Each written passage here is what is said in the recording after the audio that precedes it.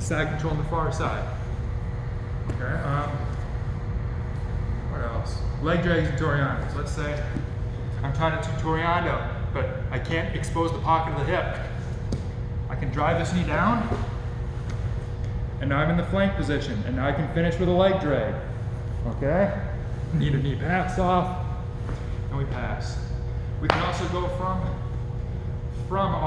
any of our passes into a Toreando. If I'm coming in for an over-under and he frames really well, I can't get in. I can go back, send the legs to the back, send the legs by, and come in with a Toreando. Knee cut. Coming in, not working. I could walk back to the center line, drive in, he pushes back into me. I send legs by into a Toreando. Okay?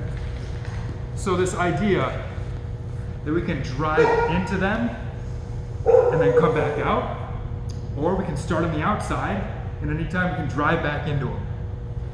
Okay, so working this going in and using pressure passes and then coming out and using movement and distance passes. We can always go from distance to pressure or from pressure to distance. Doesn't matter, okay?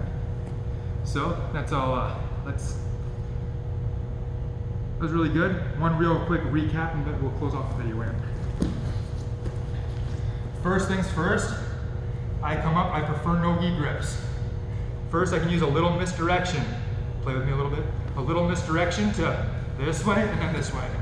If he does a really good job of defending, then we work side to side pressure. He defends, side to side pressure.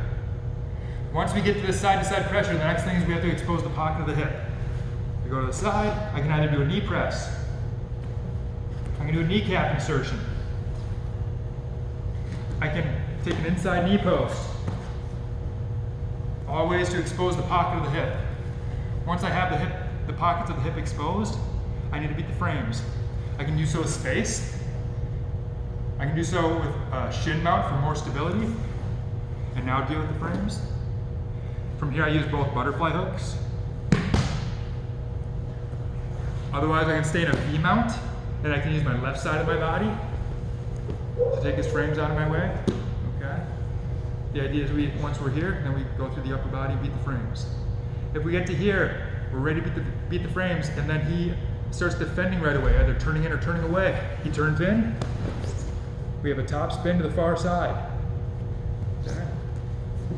I get here, he turns away, I take the back. If he turns away and gets the turtle, then I work from turtle.